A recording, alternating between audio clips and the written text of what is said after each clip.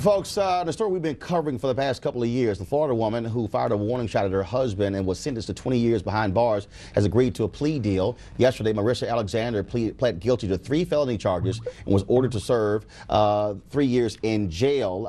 Actually, she served more than 1,000 days, so she will only spend another 65 days in jail, meaning she will be getting out in January. This ends the case that sparked nationwide attention of the state's controversial Stand Your Ground law and how some say it was unfairly applied. I want to go back to our conversation here. Joining us from Skype from Ferguson is Yamisha Alcindor, reporter for USA Today. And of course, we still have Missouri State Senator Maria Chappelle Nadal on Skype, plus our panel here in D.C. The reason I think that story ties into this, because I have a piece on the Daily Beast where I talked about this issue of Mike Brown is dead, but a generation is alive.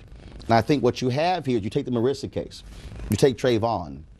All of a sudden, the dots are being connected, especially when we go to John Crawford in Ohio, we go to Ezell Ford in L.A., we go to Eric Garner in New York. You have a generation that is now seeing and saying, oh, this issue of social justice must be dealt with and how it is being unfairly applied.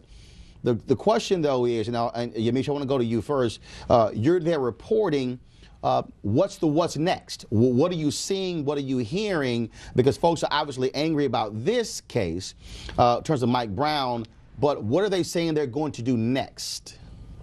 I think what they're saying they're going to do next was actually captured in a church service that I went to on Sunday. That was actually before the decision was made, and Pastor Tracy Blackman said, you know, the pivot point is not what we hear about when it comes to Darren Wilson. The pivot point is about our schools. The pivot point is about whether or not people get jobs. The pivot point is about how our community sustains itself and how we help residents move forward with the trauma that they experience. So I think what people are talking about, or at least the people that I'm talking to, they're really more focused on trying to understand the residents and how they dealt with this, because this happened in their neighborhoods. And also, how do they fix the systematic things that really fed into this? And that has to do with, again, their schools and economics and things like that.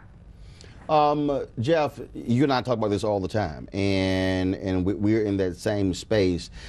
We can talk, we can be angry, but there has to be the what's next, because if you don't channel and harness that energy, frankly, just goes to waste. Mm-hmm. But State Senator said it best. I think that the whole notion of a black book is great. I just hope nobody publishes it. They didn't publish theirs. No, absolutely. So I think, number one of the things that I love that I'm hearing on the panel is that there does need to be angry, militant young people. Whenever you've looked at the history of any social movement, there's always been angry, militant young people that scared the hell out of the establishment enough to deal with senior statesmen that could create deals. I mean, the reality is good cop, bad cop. That's always been the case. In 1959, King was a radical. Right. Roy Wilkins said he's a radical, he was establishment, but they said, well, okay, we don't want to deal with King, we want to deal with Wilkins. Malcolm X comes along and SNCC comes along. Oh, hell, we're going to deal with MLK before we deal with SNCC. And then when Black Panthers came along, dang, I wish we can deal with SNCC instead of dealing with them. So you always have the yin and yang in the movement. What Jeff said was absolutely right about young leadership. But I think about when you mentioned the Eric Garner case, you know, the Eric Garner case, if there's no indictment of that, one has to sort of ask the question about older leadership, not questioning Bill de Blasio before he was elected about who he was going to make his police commissioner and whether or not that commissioner was going to be into broken windows and stop and frisk, which he was. And I think it was sort of a failure of older leadership in that, in not finding that out before de Blasio was elected. Because the Eric Garner case may go the same way as this one, and that's on tape. And we've got those cases all over the country. I think the next step is, how do we make sure that we support young people without telling them what to do? Because to your point, the infrastructure piece is important, but what happens so often is old people come in and co-opt young movements, and they never become as effective as they can be. So old people stay the hell out the way. Elders begin to connect with them so you can do that. But we also have to do the hardcore, we need candidate incubators, because we need to be making sure that all over the country we're running people for office like crazy. Right. Absolutely. We got to do the economic piece. There are a lot of people talking about don't spend any money on Friday. And while I think that can be a step in the right direction, it's got to be a little bit more targeted so we're dealing with the economic piece of our $1 trillion. So you do spend on black business. Hold on 1 second. I want to send Nadal. Go right ahead. Yeah, here's what I have to say. There are two things, basically. I just spent the last 2 years writing the most substantive education legislation in 30 years in the state of Missouri, which would have brought millions of dollars to unaccredited school districts like the one that Michael Brown went to.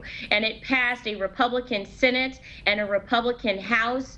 It was very, very substantive, and our Democratic governor is the one who vetoed the bill. So again, we are dealing with systematic racism of people who are in our own party. All right, Serenade Dawes, so let's do this here then. Okay, so here's what I would say.